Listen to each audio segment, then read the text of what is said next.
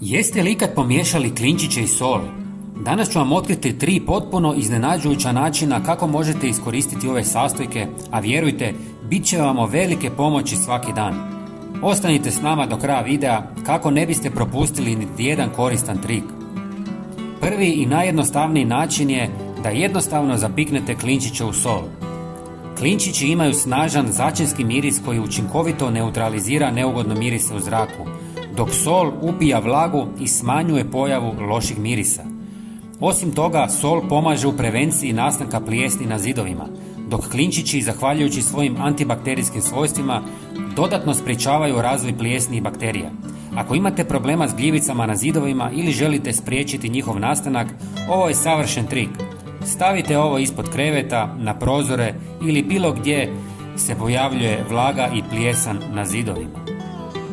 Evo još jednog sjajnog trika za vas.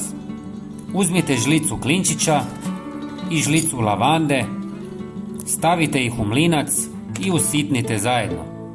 Na taj način će brže otpuštati svoje ljekovite sastojke u vodi.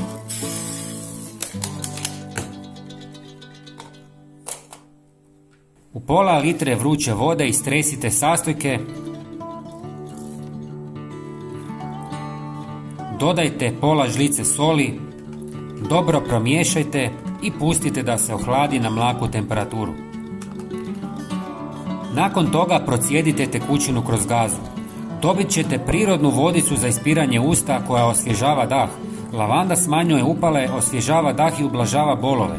Klinčići imaju snažno antibakterijsko djelovanje, a sol ima antibakterijska svojstva. Ublažava upalu desni, pomaže u začeljivanju rana i jafti, neutralizira kiselost i osvježava dah. Ova kombinacija ne samo da čisti zube, već vas trajno oslobađa od neugodnog zadaha.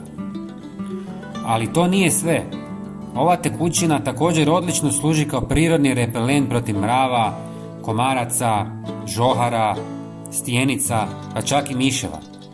Prskajte je po kući ili dvorištu i štetnici će nestati. Hvala što ste pogledali video do kraja, nadam se da sam vam pomogao. Ako želite više korisnih savjeta, pretplatite se na moj kanal, potpuno je besplatno.